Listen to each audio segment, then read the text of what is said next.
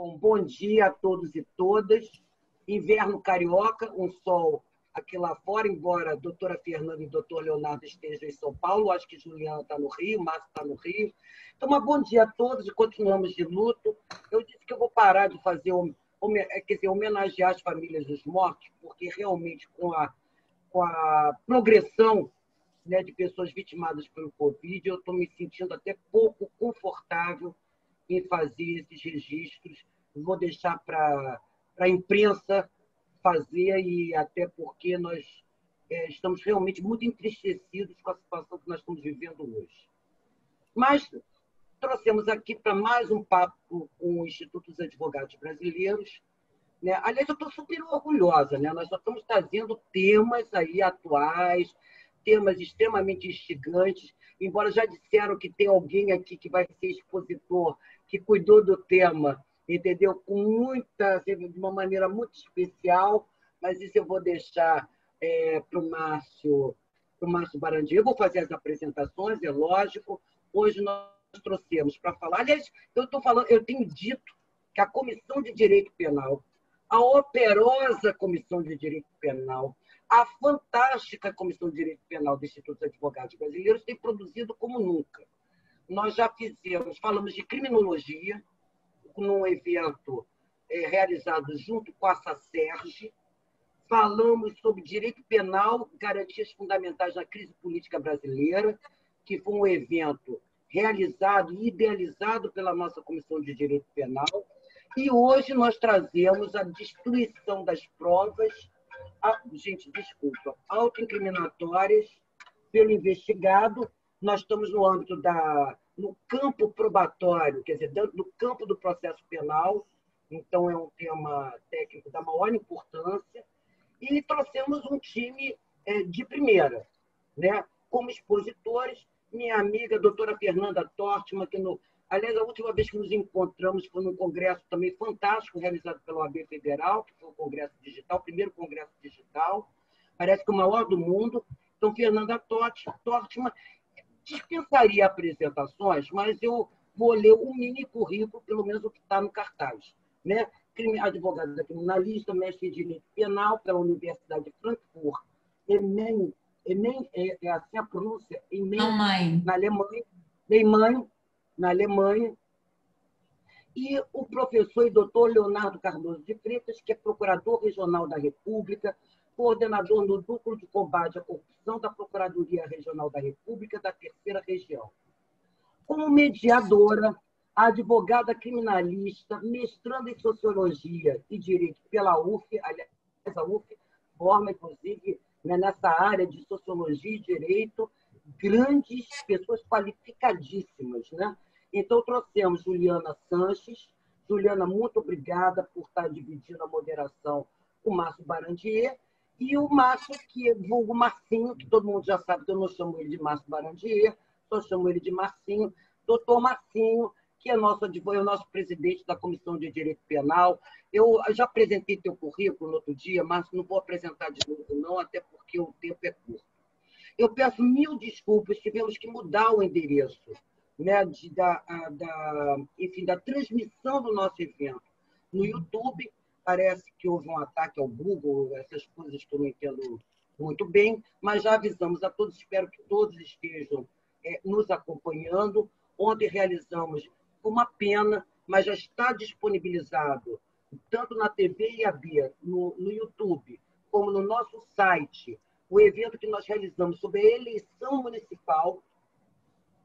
Aliás, também fizemos até um evento também pela OAB Nacional, aliás, a OAB Federal também no que diz respeito à realização de grandes eventos também está de parabéns, tendo à frente o nosso próprio primeiro Felipe Santa Cruz, mas realizamos uma discussão sobre a influência dos grupos religiosos na eleição.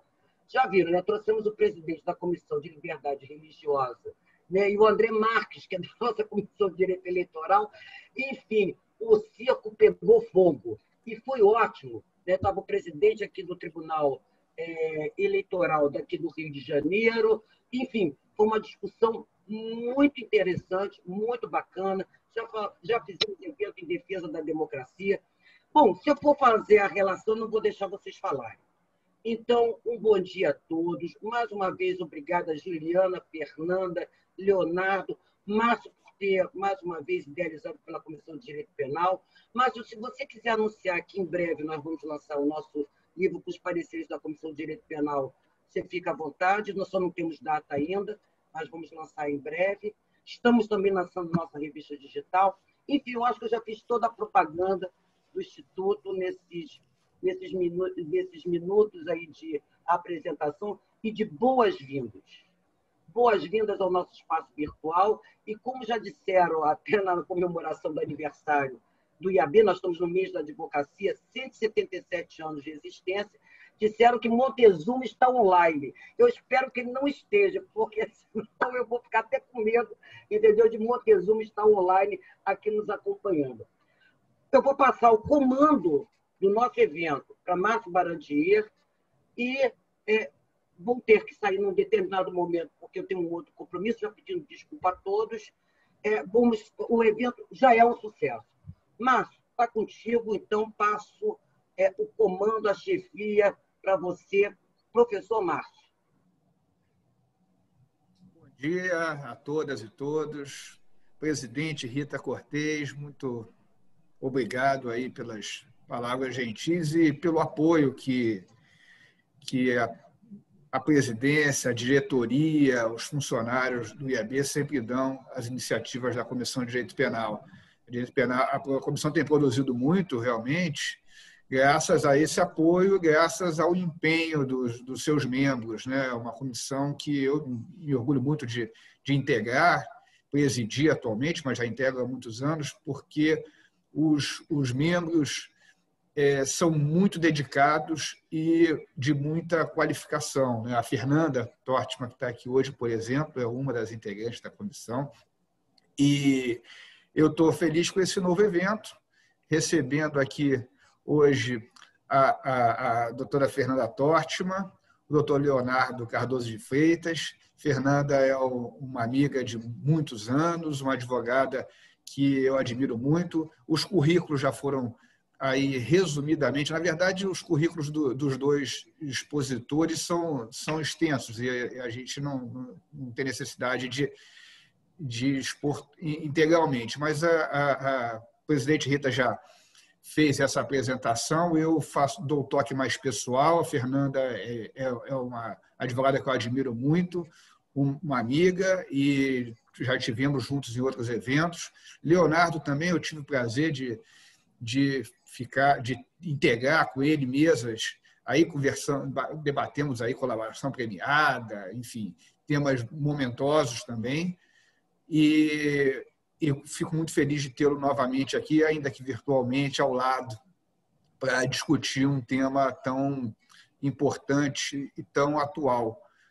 Eu vou contar hoje aqui com a Juliana Sanches, que vai ajudar na mediação e também como debatedora, né, com as provocações, com as perguntas, enfim. E eu acho que o tema de hoje é extremamente atual e muito presente no dia a dia dos advogados e do Ministério Público também. A gente tem aqui um procurador da República, tem um advogado criminalista, os juízes que tem que decidir essas questões que geram controvérsias, mas essa questão da destruição de provas pelo próprio investigado, provas que eventualmente o comprometam ou que na interpretação do Ministério Público ou do juiz possam comprometê-lo, é muito importante, muito do dia a dia. Os clientes, às vezes, perguntam se devem manter ou não algum documento, tem questões, inclusive, das empresas.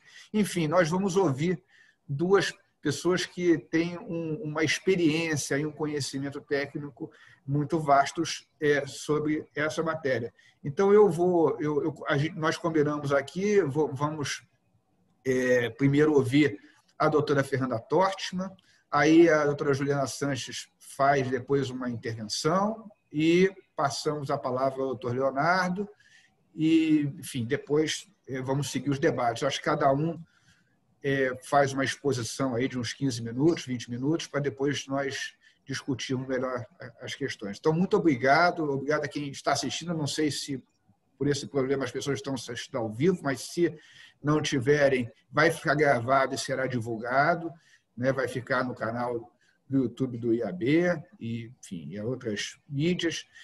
Então, doutora Fernanda Tortman, a palavra é sua e obrigado aí pela participação. Obrigada, Márcio. Antes de cumprimentar e agradecer, eu queria tratar de uma questão de ordem. Eu acho que algumas pessoas agora estão conseguindo entrar, parece. Eu estava até olhando aqui o telefone enquanto vocês estavam apresentando, porque eu estava acompanhando aqui os problemas técnicos para disponibilizar pelo YouTube. Até convidei algumas pessoas aqui, o doutor Flávio Lucas, eu convidei para entrar pelo próprio Zoom, mas eu acho que agora está todo mundo conseguindo entrar, acho que voltou, né, a funcionar, porque eu tinha chamado algumas pessoas para entrarem pelo Zoom, vou até avisar que voltou a funcionar. Bom, queria então agradecer a sua apresentação, Rita, é sempre bom estar aqui com você, embora a gente não possa se ver, fica a saudade, mas pelo menos a gente se vê aqui virtualmente. A gente estava comentando antes de iniciar que, de certa forma, também aproxima, né, essa possibilidade de encontros virtuais, a gente vê pessoas que a gente não consegue ver normalmente. E fico muito feliz de estar aqui com pessoas que eu admiro tanto, o Márcio, a Ju, trabalhou comigo um bom tempo, então eu tenho muito orgulho de ter a Juliana como ex-estagiária, Márcio, meu amigo, advogado, realmente em quem eu me espelho todos os dias, e muito feliz do Leonardo ter aceitado, né, um procurador da República. Certamente a gente não pensa exatamente igual, embora talvez a gente tenha menos divergência do que você imagina, Leonardo. Mas, mas enfim, eu acho muito importante que as pessoas estejam dispostas a debater, a trocar ideias, mesmo quando não pensem exatamente da mesma forma, né? Então, isso é sempre salutar, desde que se discuta com respeito, com consideração, principalmente, ao que o outro tem a dizer, né? Eu acho sempre salutar mal não faz nunca, eu acho que esse é o propósito aqui. Então, dito isso, eu vou iniciar já a minha fala, até porque o tempo não é muito longo. Eu vou iniciar citando uma frase que eu vi agora num livro de dois professores americanos da Universidade de Stanford, e eles começam o capítulo sobre obstrução de justiça dizendo o seguinte, que não raramente se ouve que não é o crime cometido que normalmente bota os acusados em encrenca, mas sim o cover-up, que é exatamente do que a gente está tratando aqui, né? Eu acho que a gente tem que pensar na obstrução de justiça sempre relacionada ao crime anterior, quando a gente está tratando do investigado. Então, eu acho que, antes de tudo, o mais importante é a elaboração de critérios claros, precisos, juridicamente defensáveis, para que se verifique, para que se defina se e em que medida, principalmente, a destruição de documentos pelo próprio investigado poderia se justificar. A gente tem aqui duas questões importantes. O primeiro, eu acho que são dois aspectos que devem ser observados em relação à destruição de documentos pelo próprio investigado. A questão penal. Se isso é um ilícito penal quando realizado pelo próprio investigado, a gente está falando hoje do crime de obstrução de justiça, mas se a gente pensar bem, a discussão não é totalmente nova, porque a gente já tinha fraude processual e discussões que poderiam ser da mesma natureza em relação à fraude processual. E a segunda, que talvez seja ainda mais complicada, é a questão do ilícito processual, né? Em que medida essa conduta poderia dar ensejo à decretação de medidas cautelares, inclusive de natureza pessoal, contra o investigado.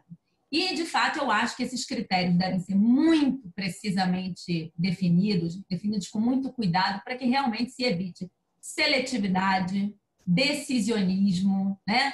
Para que o entendimento favorável ao investigado, que venha a ser considerado favorável ao investigado, realmente acolha todos os investigados que se encontrem nessa situação, né? E não só parte deles. E por isso que eu entendo que quanto mais claros esses critérios forem melhor se atingirá decisões justas, né? Mais facilmente se atingirá decisões justas. E eu acho que esses critérios estão em desenvolvimento, principalmente no que diz respeito ao crime de obstrução de justiça. A coisa ainda é muito, muito nova, eu acho que a gente tem que ver que realmente ainda a gente precisa discutir muito e elaborar esses critérios para definir quando e em que medida isso seria aceitável.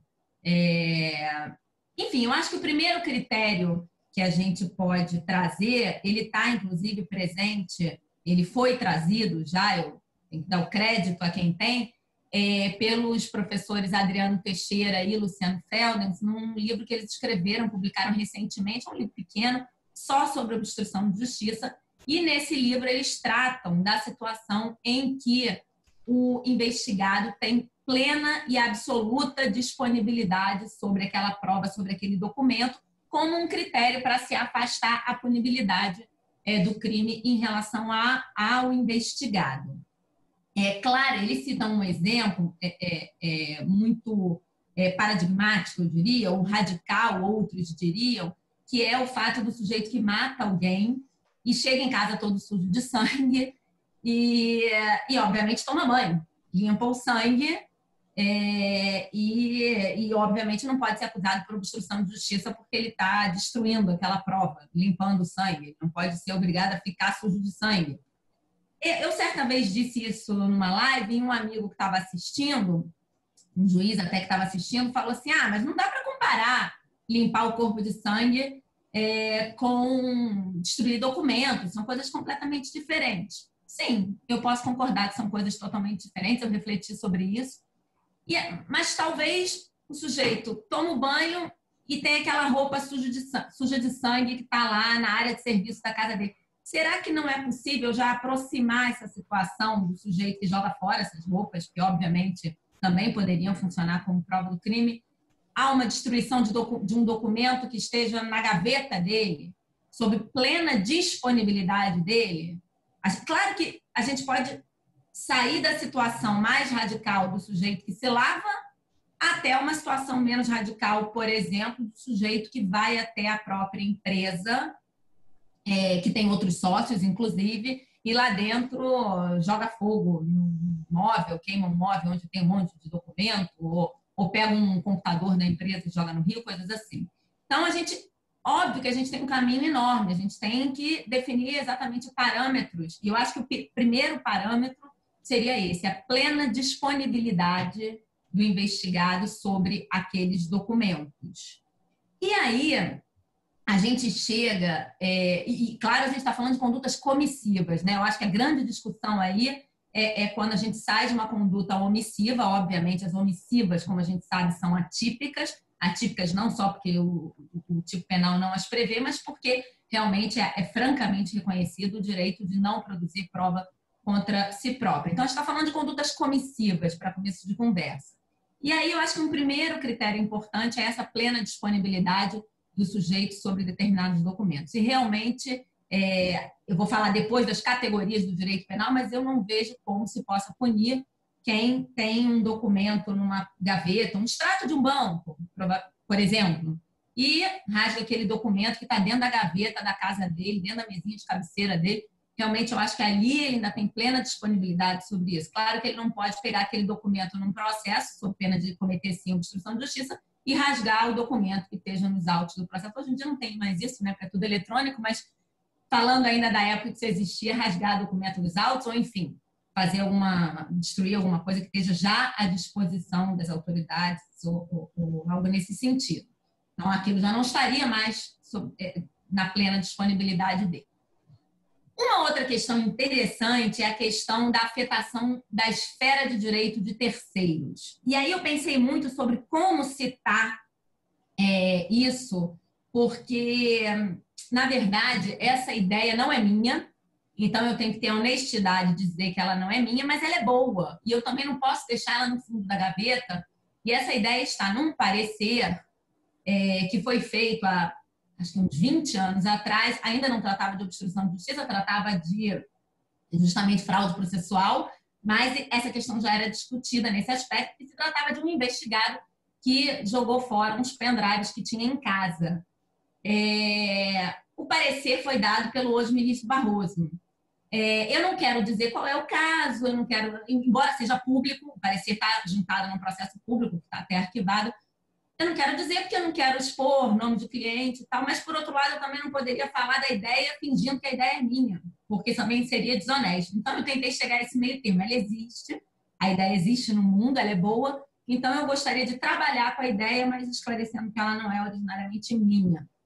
E essa questão da não afetação de direito de terceiros. E aí, nesse parecer, ele amplia um pouco a questão do direito ao silêncio, do direito de não colaborar, até o que ele chama ali de liberdade de se precaver, que eu acho um conceito bastante interessante. E aí ele diz que não se pode exigir de ninguém que facilite sua própria incriminação, de tal forma que determinadas condutas como essas de, por exemplo, rasgar um documento que esteja dentro da gaveta, estariam abrangidas por esse direito de se precaver.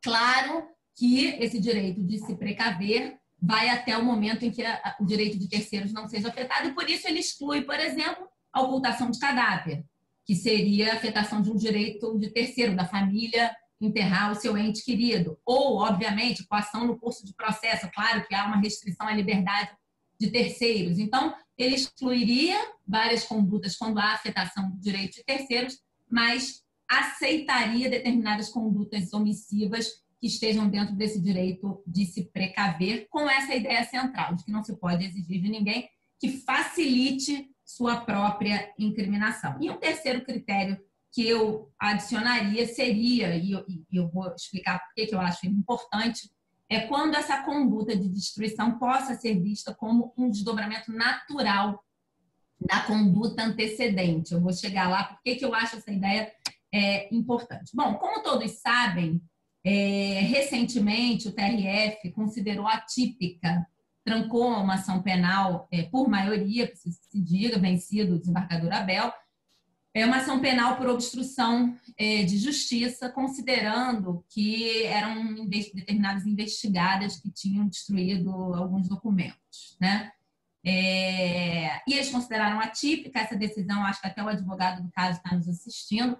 Essa decisão foi confirmada pelo STJ um pouco mais recentemente, e eles consideraram realmente que a conduta não é típica, a conduta é atípica. E aí eu fiquei pensando sobre essa solução dogmática para o caso. Eu fiquei pensando porque, a rigor, posso estar errada, e enfim, com todo respeito à conclusão a que se chegou, não me parece que seja bem uma questão de tipicidade. Me parece que os elementos típicos estão ali previstos e podem ser considerados como realizados. Mas até intuitivamente, por esses critérios que eu acabo de dizer, me parece que também não seja viável, não seja razoável punir aquelas investigadas, por exemplo, ou o sujeito, por exemplo, que rasga um extrato de banco que esteja na sua mesinha de cabeceira.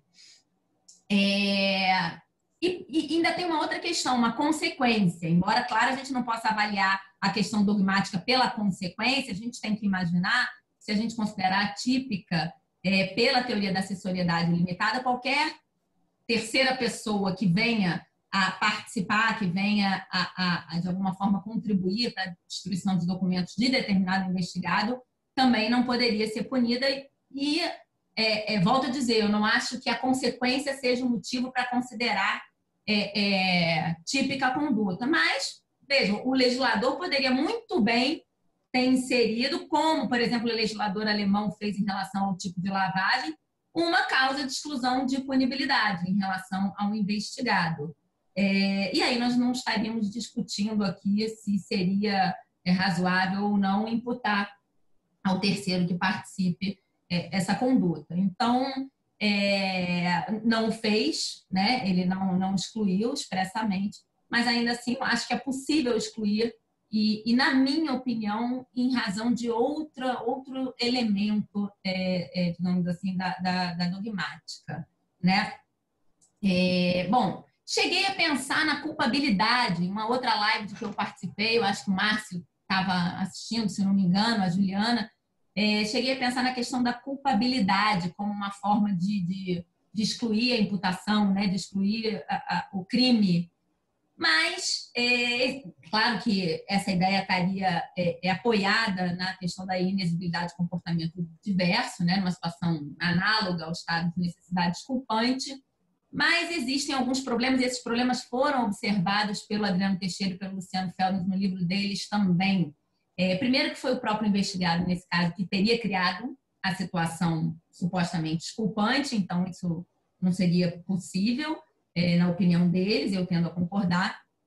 E depois, porque seria necessário que outra conduta não fosse possível, né? Esse critério da inexigibilidade é muito absoluto, né? A gente lembra, Márcio certamente teve vários casos desses, da apropriação indébita de contribuição previdenciária, né? A diferença se dava exatamente assim. Quer dizer, uma coisa é o sujeito ter dificuldade financeira, ter dificuldade para pagar. Outra coisa é o sujeito não ter dinheiro para pagar efetivamente, para recolher aquela contribuição previdenciária. E a diferença era feita caso a caso muito nesse sentido, se realmente era exigível ou não, de uma forma muito peremptória, muito absoluta. Então, também, embora eu tenha ficado um bom tempo pensando que poderia ser uma questão de culpabilidade, eu não afastei isso, eu venho refletindo, né? Eu ainda estou no work in progress nesse caso aqui. E aí eu comecei a pensar justamente na questão do pós-fato impunível, ou, como dizem os alemães, copunido, porque eles entendem que não é impunível, que o fato está sendo punido, mas por conta de determinadas circunstâncias, esse desvalor do ato e do resultado é abrangido pela situação originária, né? Pela primeira situação.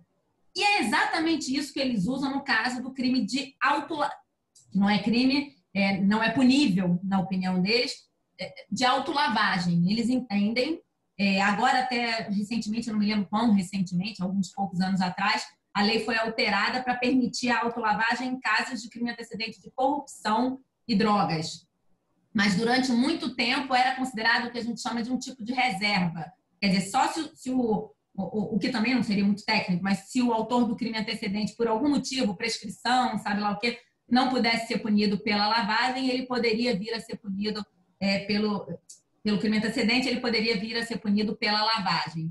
E a ideia dos alemães, ao considerar isso em relação à autolavagem, é exatamente a ideia do pós-fato copunido. Eles entendem que é um desdobramento natural a segunda conduta e que o desvalor do segundo ato de lavagem para o investigado estaria contido no ato do crime antecedente, né? Então, assim, veja que me parece que a ideia é muito parecida, né? Inclusive porque o crime de lavagem de capitais também, para muita gente na doutrina, tem como bem jurídico a administração da justiça, justamente, porque a lavagem impediria que se chegasse aqueles bens que foram fruto do crime antecedente. Então, claro que há problemas também. Na própria doutrina, se considera que os bens jurídicos, no caso de pós-fato compunido, inclusive eu fui checar o Wessels, que é um dos maiores defensores da teoria do pós-fato compunido, seria necessário que fosse o mesmo bem jurídico, mas nem todo mundo acha isso. O Juarez Tavares, por exemplo, menciona que o pós-fato não punido consistiria em exaurimento da primeira conduta quando sirva de reforço da posição alcançada pelo agente, que me parece ser muito parecido com essa situação que a gente tem aqui. E, fora isso, uma questão muito interessante, não apenas o STJ, considerando essa ideia de absorção, de conflito aparente de normas, tem inclusive súmula em relação a estelionato e falso, que obviamente tem bens jurídicos distintos, mas eu encontrei uma decisão muito interessante do STF, e eu sei que meu tempo está acabando, eu já estou acabando. Eu encontrei uma decisão muito interessante do STF, ela é antiga, se não me engano, de 2006, é o HC 88733, em que os ministros chegam à conclusão, foi um caso, eu lembro vagamente, acho que de um médico que matou a companheira, e aí não só ocultou, mais do que ocultou, destruiu completamente o cadáver, né? Ele cortou ela inteira, parece, dentro da clínica que ele tinha, e depois lavou a clínica. Lavou, acabou com os vestígios de sangue e tal. E aí o que se discutia ele ia responder, claro, por homicídio, por ocultação de cadáver. A gente sabe que a jurisprudência não aceita essa ideia de ocultação de cadáver, e acho até que com razão, porque vamos lembrar daquela ideia da afetação de direitos de terceiros, mas o fato é que eles consideraram, sim, absorvida, nesse caso, a conduta da lavagem da clínica, porque entendiam que aquele desvalor já estava assim, contido no crime de ocultação, destruição, ocultação de cadáver. E me parece uma ideia muito interessante e também comparável a esse caso. Então, acho bastante possível, sim, trabalhar nesses casos, considerando aqueles critérios de não afetação de direito de terceiro, de plena disponibilidade da coisa, do documento com o agente, do agente, né, disponibilidade do agente. Eu acho possível, sim, usar essa teoria do pós-fato impunível. E, finalmente, mais 3 minutos, a última questão que me parece relevante, aí sim, eu reconheço que eu não tenho ainda uma formulação estruturada sobre a questão processual, é a questão de ser um ilícito processual. E aí, não dá para dizer que é absolutamente impossível e inaceitável que, em determinadas situações, medidas mais drásticas sejam, sim, decretadas em desfavor do investigado a partir de determinadas condutas que ele venha a praticar. Voltemos lá à questão da afetação dos direitos terceiros e principalmente porque aquela ideia do direito de se precaver está baseada no fato também de que apenas o Estado deve sofrer esse ônus, né? Mas que também o Estado tem o dever de evitar determinadas condutas. Claro que o Estado acusador, investigador, não pode ficar inerte diante da possibilidade de que documentos venham a ser destruídos. Isso me parece claro. A questão é que é preciso definir limites também. E nem sempre eles vinham sendo observados, na minha opinião. 2 critérios que me parecem de saída extremamente relevantes. 1, prova de que realmente aquela conduta estava voltada para a destruição de provas no processo, destruição de documentos do processo. Porque o que se viu recentemente é que o sujeito, às vezes, trocava de telefone celular, desativava uma conta de e-mail, que são condutas absolutamente normais. É possível que ele tenha trocado de celular para evitar que um celular antigo fosse apreendido com prova? É possível. Mas é possível dizer que realmente isso aconteceu e, com isso, justificar uma prisão por risco de destruição de novas provas? Me parece que é ir longe demais. Até porque existem outras questões, e agora só para descontrair antes de eu terminar, eu me lembro que eu tive um caso, tem 20 anos isso, o cliente estava preso e tinha tido o celular apreendido.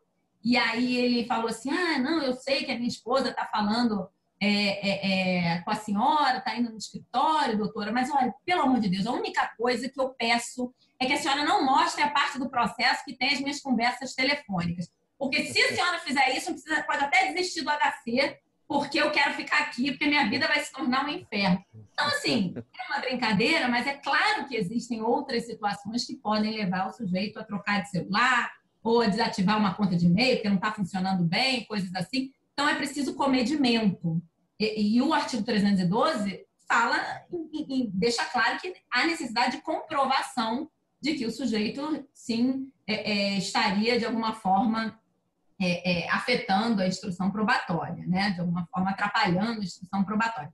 E o outro critério que eu acho relevante é a questão de ser prospectiva a análise. Quer dizer, a decretação de determinada medida cautelar, que deve, sim, ser a menos gravosa possível, proibição de contato, se for o caso, proibição, por exemplo, se imagina ou se descobre que o sujeito tem a intenção de ir na empresa, tirar documentos de lá, proibição de se aproximar da empresa sob pena de, aí sim, decretação de prisão preventiva e coisas como essas, quer dizer, medidas menos gravosas, mas que sejam suficientes para evitar aquela destruição de provas.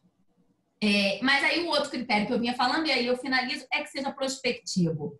Isso não pode se transformar numa sanção por atos cometidos. E sim, deve consistir em medida para evitar o cometimento de novos atos, né, com base em comprovação, com base em demonstração de que essas situações podem vir a ocorrer de afetação da instrução probatória. Então, como eu disse, em relação ao ilícito processual, eu estou longe ainda de ter uma formulação concreta e absolutamente estruturada, analítica, mas eu não vejo como se possa descartar de todo a decretação de alguma medida cautelar em determinadas circunstâncias muito específicas, desde que realmente obedecidos determinados critérios, porque e considerada a necessidade e a adequação, obviamente, da medida, e não que se, em algumas situações, se viu, né, de hipóteses, quem sabe, pode ser que venha destruir, ou imaginar que, na verdade, destruiu, porque, por exemplo, trocou um aparelho de celular, quando o sujeito eventualmente trocou o aparelho de celular, porque o WhatsApp não estava mais atualizando no celular anterior, isso aconteceu recentemente, inclusive. Então, com essas considerações, eu já finalizo, passei, inclusive, do meu tempo. Mas, Leonardo, eu deixei você falar por último, então eu tenho que, pelo menos, falar um pouco mais, tá bom? Obrigada pela atenção de todos que estão aqui assistindo. Obrigado, Fernanda. Eu vou dar a palavra agora à Juliana, conforme a gente combinou, para as primeira manifestação dela, depois o Leonardo faz a exposição. Então, Juliana, por favor. Obrigada. Bom dia a todos e a todos. É sempre muito difícil, né, fazer qualquer comentário ou provocação depois de ouvir as exposições da Fernanda, que são sempre tão ricas de reflexões. Mas até antes disso, eu preciso agradecer a oportunidade, né, de compor essa mesa. Eu fui estagiária do escritório da Fernanda, como ela disse, por 2 anos, e foi lá que eu decidi que eu não faria mais o concurso da Defensoria Pública, que eu seria advogada criminalista, né? Então, eu não estou aqui fazendo propaganda do escritório, mas eu preciso falar que foi lá, de fato, que eu aprendi a trabalhar com comprometimento, seriedade, com muita técnica, com descrição, com uma equipe extremamente qualificada. Então, eu sou muito grata por hoje, não muito tempo depois, ter ido, né, de estagiária da Fernanda, colega de profissão, e dividir esse espaço aqui, ainda que virtual, nessa instituição que é a mais tradicional e respeitada no âmbito da advocacia, como o IAB, né?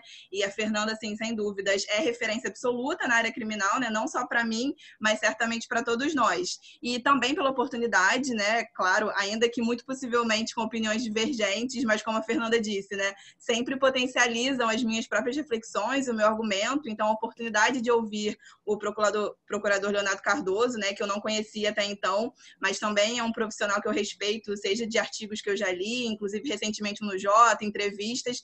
Então, é muito importante para mim estar aqui hoje e, obviamente, também a oportunidade de dialogar com o Márcio, que eu nunca trabalhei junto, mas eu sou próxima tanto de antigos estagiários, como o Tomás, e advogados do seu escritório hoje, que sempre me narram, né, como você é uma referência, tanto quanto profissional, quanto como pessoa. Então, a honra é toda minha de estar aqui nesse evento hoje. E a minha primeira provocação será no seguinte sentido. Esse tema eu considero que é extremamente atual e relevante, né? Apesar de pouquíssimo discutido nos eventos jurídicos. Eu tenho acompanhado e participado de dezenas de eventos e a gente não vê esse tema sendo posto em pauta, né? Então, eu acho extremamente importante esse evento de hoje. E da mesma forma que a Fernanda, eu penso que o artigo 2º, né, do parágrafo 1º da 12.850, ele é muito aberto e impreciso, né? Então, da mesma forma que ela fala, né, de quais seriam, de fato, os atos ou procedimentos que poderiam configurar esse embaraço a investigação criminal, eu gostaria de ouvir um pouco mais, se possível, de ambos até, né? Quais seriam as delimitações objetivas que deveriam, de fato, estar previstas na própria legislação? E mais uma coisa, né? Considerando que esse direito à não autoincriminação, ele tutela direitos essenciais como a liberdade, que ele decorre do devido processo legal, do princípio da ampla defesa, incluindo, obviamente, a autodefesa, o direito do acusado de se manter em silêncio, sem que isso se prejudique, e, por fim, que tanto o investigado quanto o acusado, ele não tem o dever de cooperar com a investigação.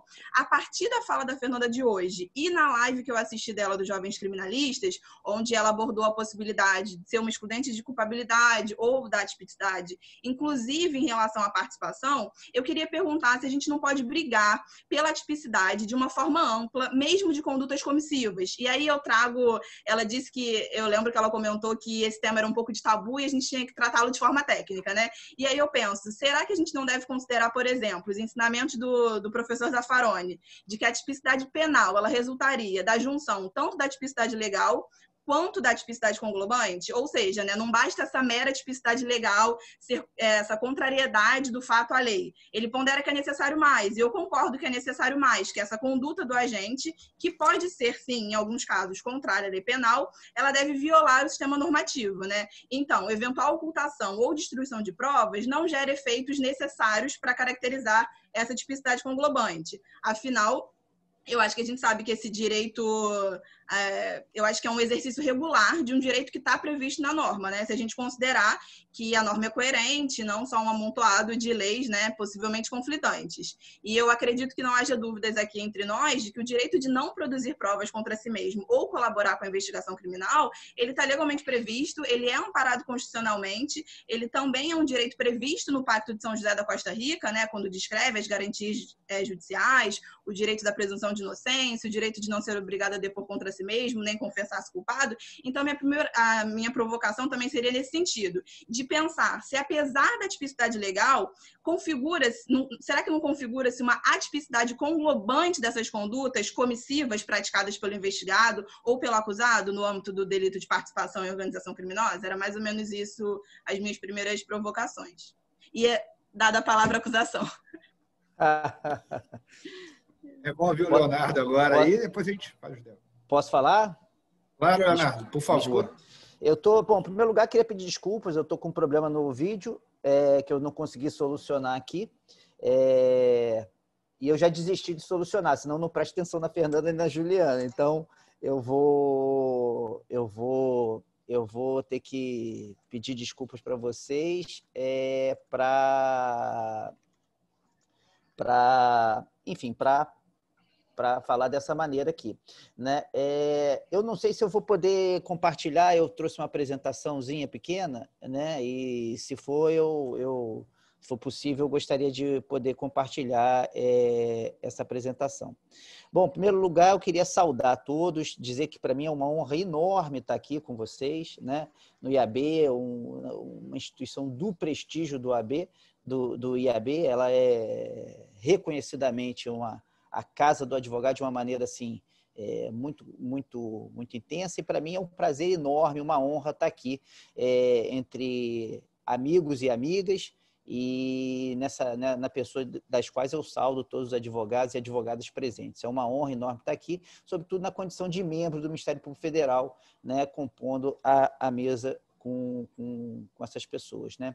Destaco a enorme admiração que eu tenho pela advocacia criminal desde sempre, meus ex-adversos no processo, mas nem por isso figuras menos importantes na construção da verdade e na apuração dos casos submetidos à justiça criminal. Eu, particularmente, tenho uma imensa tranquilidade quando tenho um advogado do quilate do Márcio Barandia como ex-adverso, uma advogada do quilate da Fernanda Tortman como ex-adverso. Para mim, eu até acho que transforma meu trabalho num trabalho mais simples, na medida que eu sei que os investigados, que os réus, enfim, estarão ali sendo bem defendidos, sendo atendidos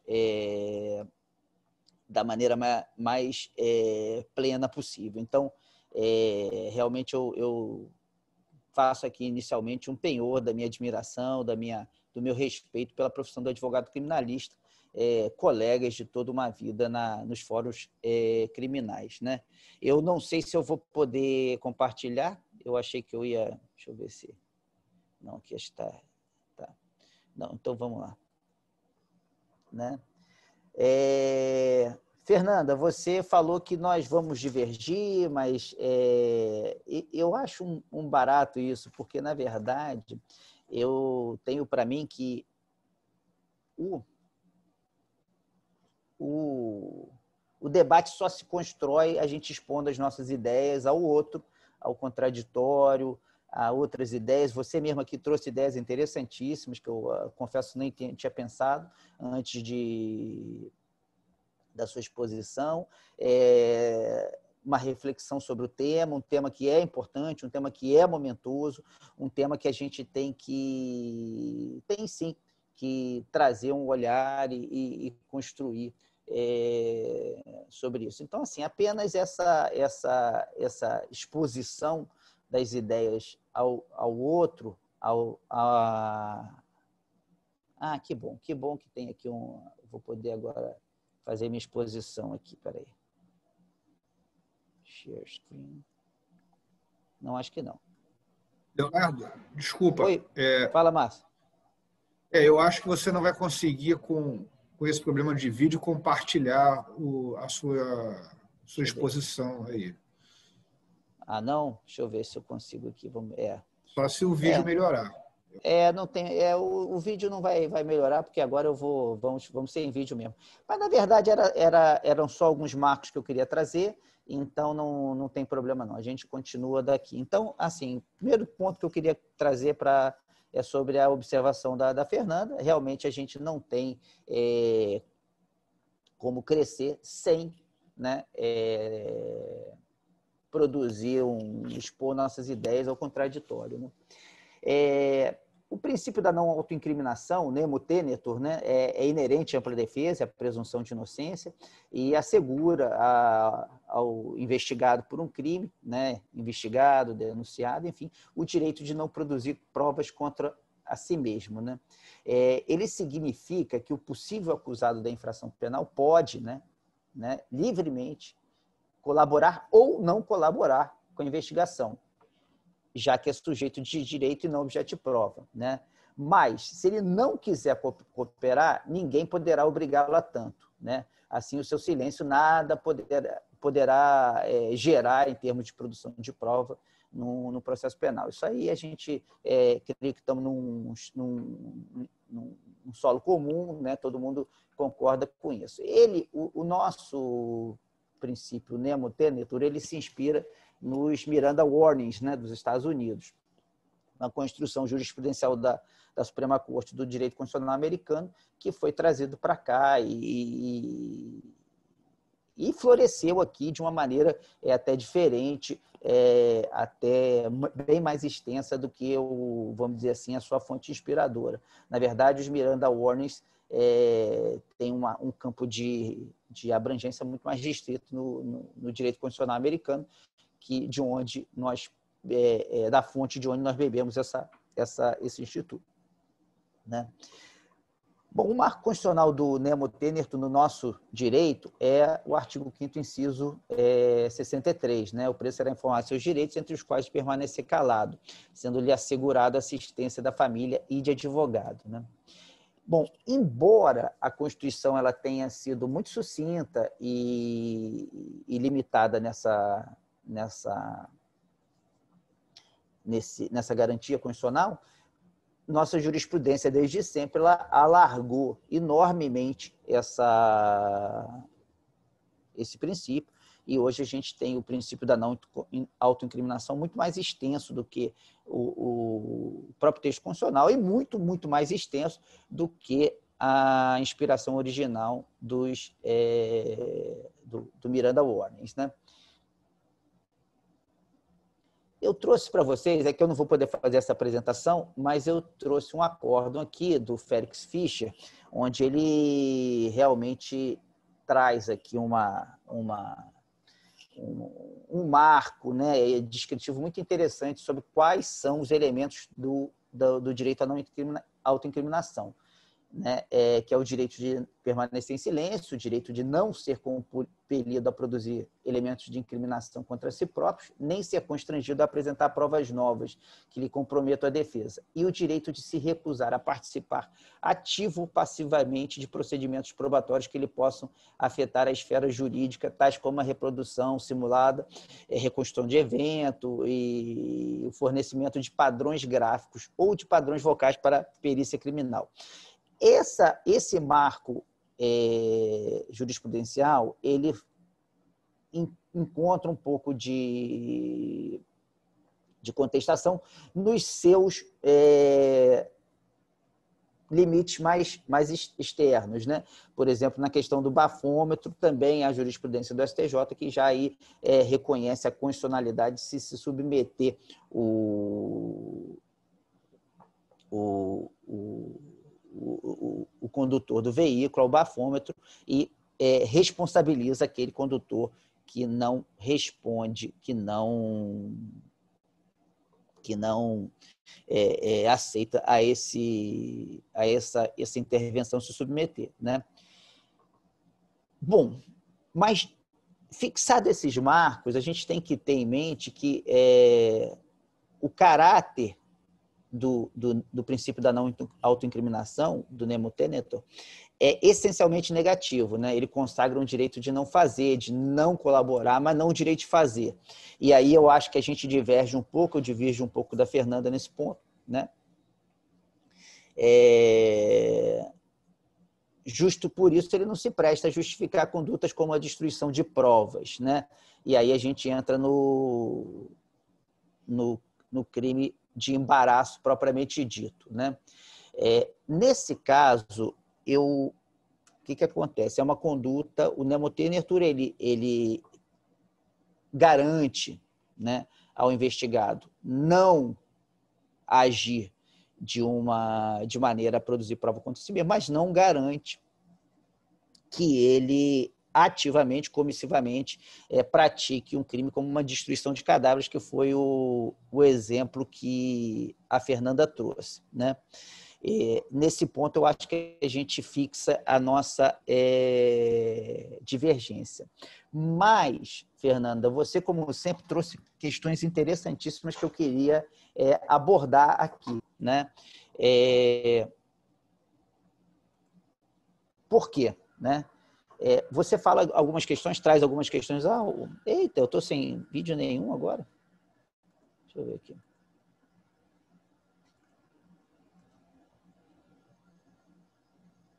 Realmente. A gente está ouvindo perfeitamente.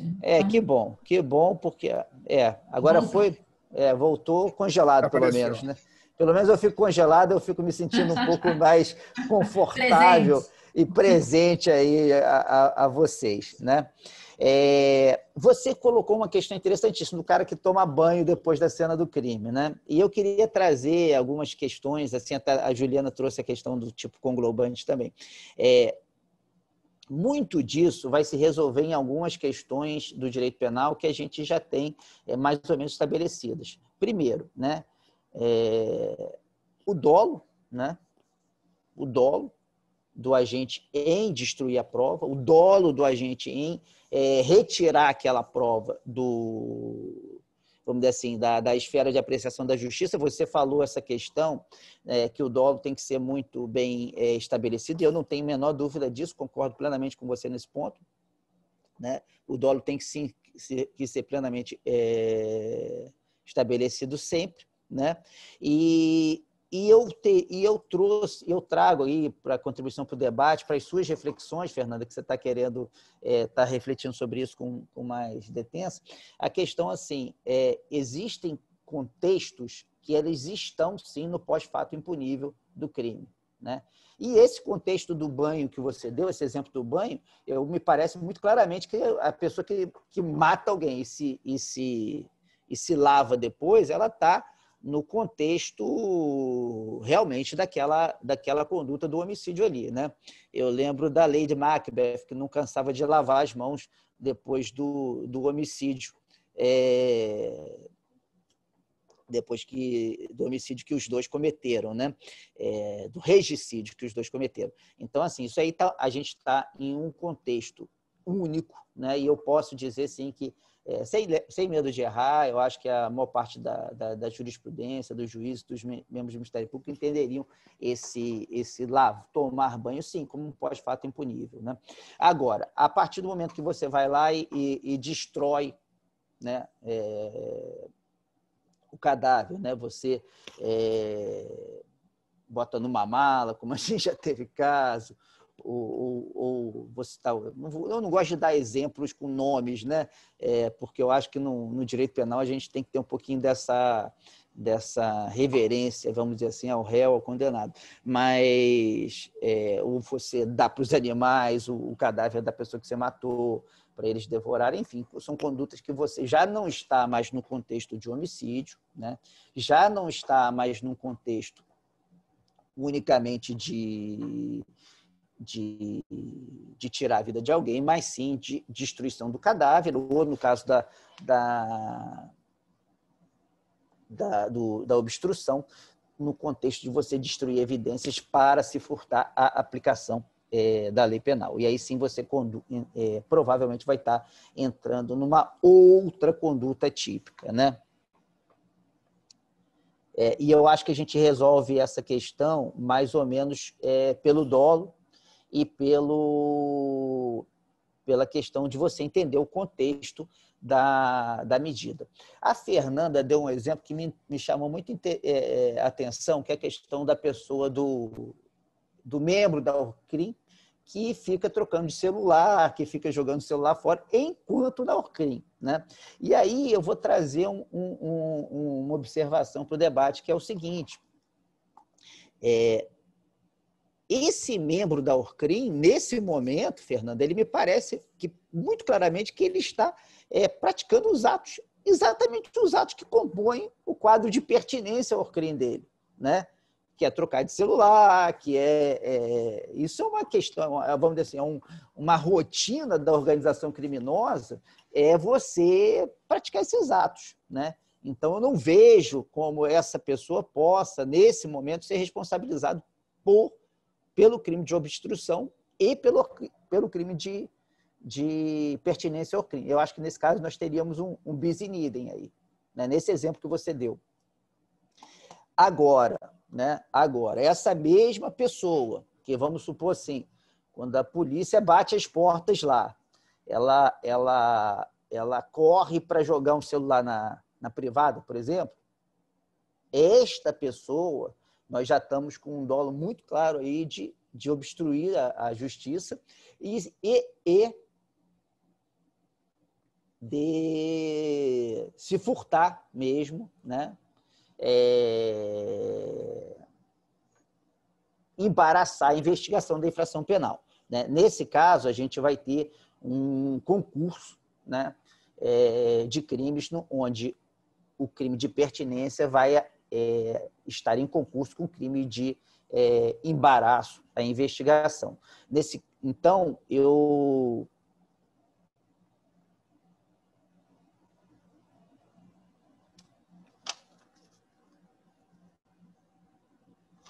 tenho para mim que é muito difícil você separar esse concurso, né? Eu não vou tão longe quanto a Juliana na questão do tipo conglobante, mas eu acho que a questão do dolo ela é determinante nisso aí.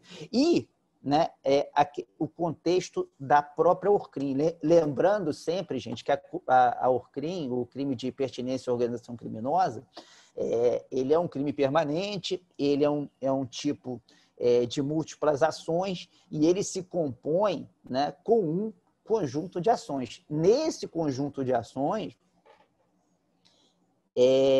tranquilamente você pode ter uma troca de celular, uma destruição de celular de tempos em tempos, e isso não vai se configurar obstrução de justiça.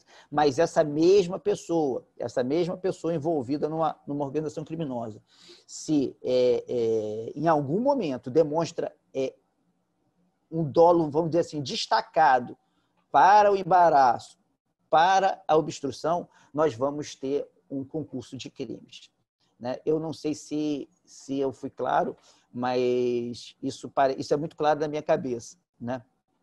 E eu não creio que a gente precise chegar no tipo conglobante, Juliana. Eu acho que basta a gente ter em mente essa própria natureza do crime, né? Que eu vou chamar de antecedente aqui, por uma questão, porque ele é antecedente, logicamente, né? Mas não necessariamente que é o de pertinência à organização criminosa. Eu acho que a gente tem que prestar muita atenção nesses dois contextos, né? O contexto das práticas criminosas que transformam a pessoa em membro de uma organização criminosa, né?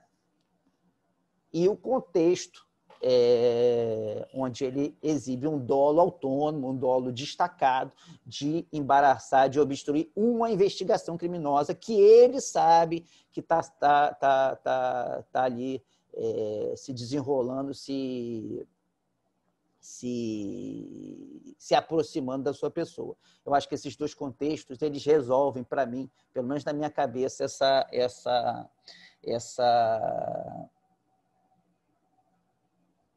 questão, né? A Fernanda trouxe também a questão da sanção processual, né, que é preventiva, né?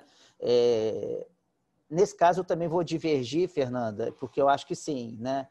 Justifica uma obstrução nesse plano, ela justifica uma preventiva para assegurar a aplicação da lei penal. Eu não tenho muita dúvida disso, não. Isso aí, a jurisprudência é muito clara nisso, uma coação à testemunha, A Fernanda é engraçada, né? Mas a gente não divergiu nisso, não. Não, você falou, não, tem que ter uma gradação e tal, porque vocês falam assim, não,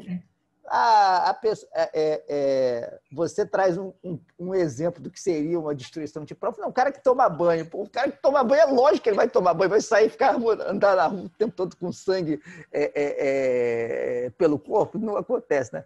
Mas eu trago um exemplo exagerado para o outro lado, o cara que ameaça uma testemunha, o cara que coisa. Então, assim, essa pessoa está também no contexto de obstrução, né? A gente está até... E não só poderia entrar na obstrução, como poderia entrar também na preventiva, se assim o fosse, né?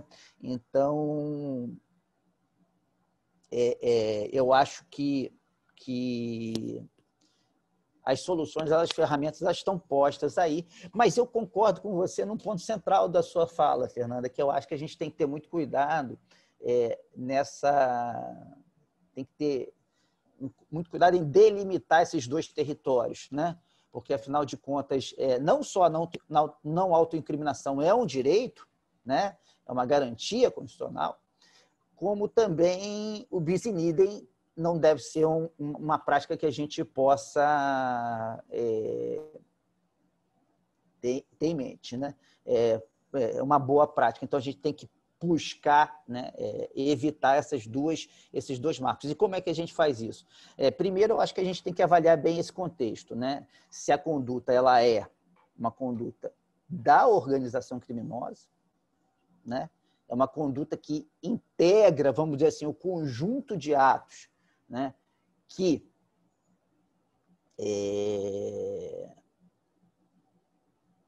o colocam mesmo, né, dentro da organização criminosa, a pertinência. A gente tem que ter em mente também que o criminoso, um membro de uma organização criminosa, ele não pratica o crime e vai expor o seu crime à luz do dia, né?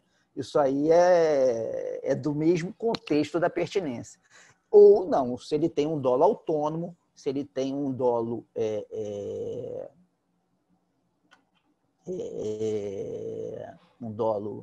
um dolo destacado para embaraçar, para obstruir uma investigação, né? E aí, quanto ao que você mencionou da prova, né, de ter sempre que ter uma prova muito forte, muito específica, e nisso aí a gente não vai divergir, porque eu sempre acho que a acusação tem que produzir um quadro robusto ali para que prove a autoria, a materialidade, isso seja para obstrução de justiça, seja para qualquer crime que a gente tenha que colocar, né? Então, quanto à questão da culpabilidade, eu acho que eu não sei como daria para tirar, encaminhar uma solução pela culpabilidade, muito menos pela súmula 17, né? Porque quando, enfim, ele considera um pós-fato impunível, a súmula 17 ela nem me parece um bom exemplo, Fernanda, porque na súmula 17 os bens jurídicos tutelados eles são diversos, né? O falso e o estelionato é um crime contra o patrimônio de um lado e crime contra a fé pública de outro. Na verdade, seria um caso de concurso que me parece que ela foi inspirada muito mais por política criminal do que por qualquer outra coisa. Então, fica difícil a gente usar ela como parâmetro fora, vamos dizer assim, das condições de política criminal que justificaram a edição da súmula. Então, mas eu acho que sim, eu acho que eu vou parar por aqui, Deixa eu falar, deixa eu ver aqui.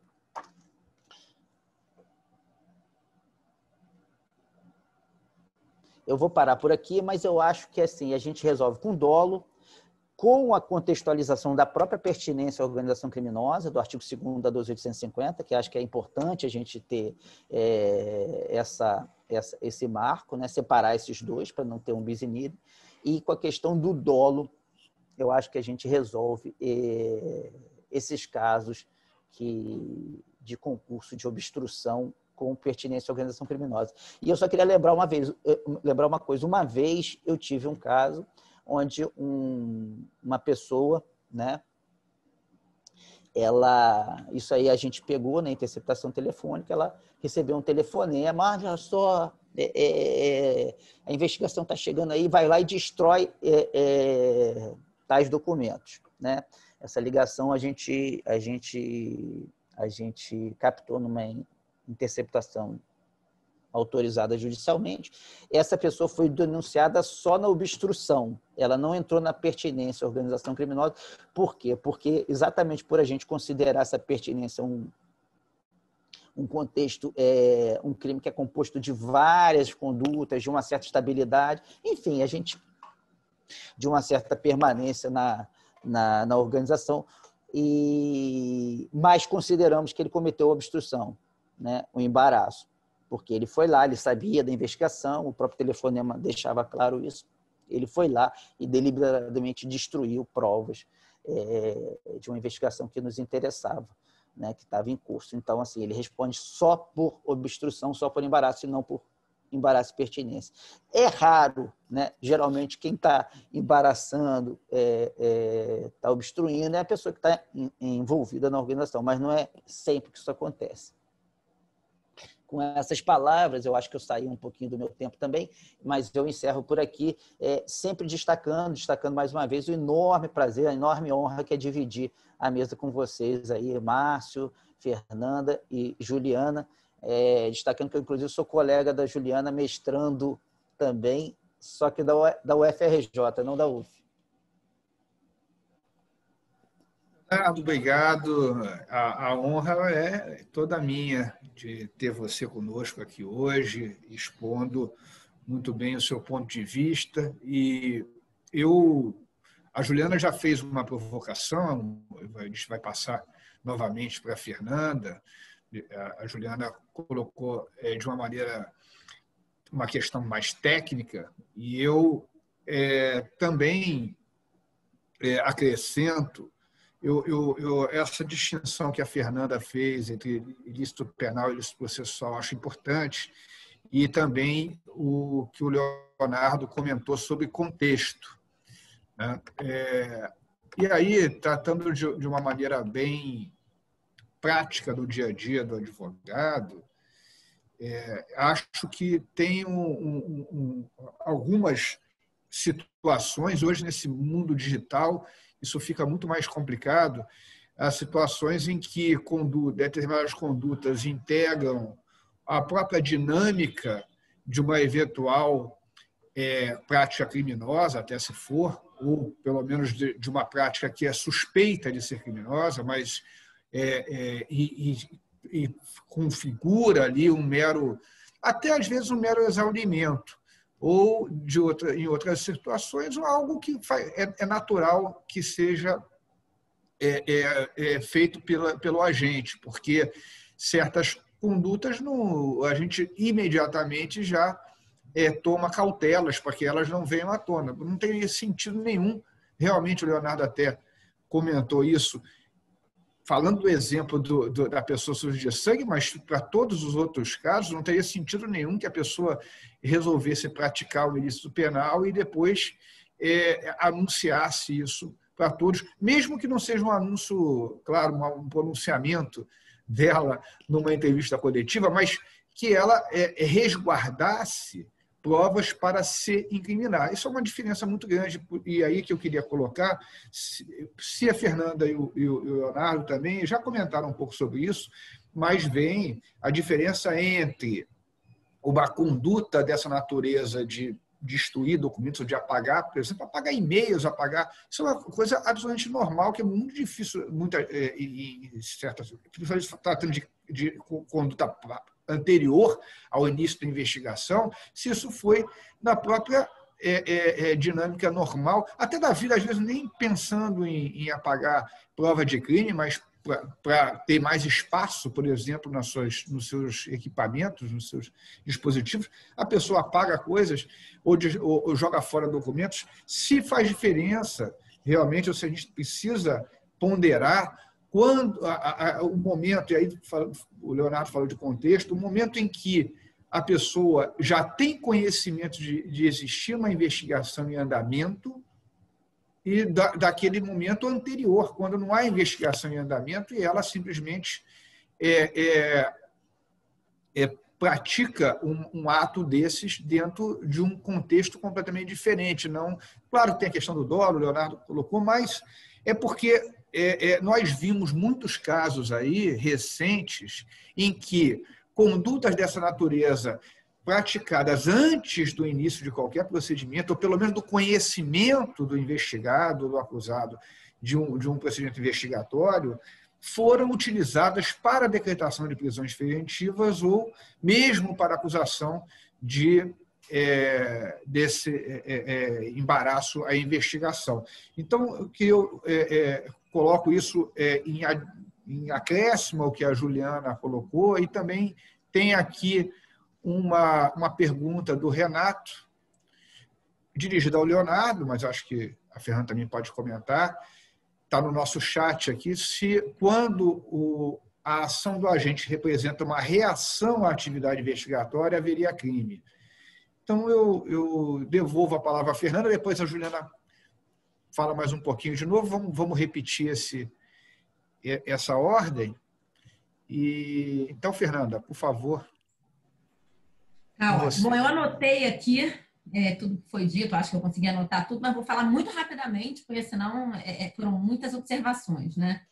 Ju, a questão da tipicidade conglobante, não sei, sinceramente, tenho dúvida, eu acho que não é uma questão aqui de ofensividade em relação ao bem jurídico, sim, me parece que não é uma questão de ofensividade, que há sim ofensividade, me parece que é uma situação muito particular que diz respeito ao investigado, né? Então, e também não acho que há uma autorização estatal genérica para isso, que poderia justificar essa atipicidade com base na tipicidade conglobante.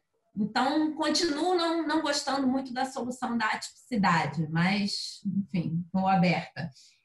Sobre o direito americano, aí já passando para o Leonardo, eu tenho resistência, principalmente em matéria de direito à não autocriminação, em lidar muito com o direito americano, porque a gente sabe que é muito diferente aqui. Eu acho que a gente precisa das nossas soluções para esse caso, porque eles realmente, o que eles têm é o direito ao silêncio, basicamente, né? Fora isso, eles têm um sistema bem diferente do nosso, né? Então, não que a gente não possa se inspirar, já se inspirou para tanta coisa, mas acho que com muito cuidado, né? Não dá para trazer, como o alemão também, não dá para trazer de forma irrefletida, né?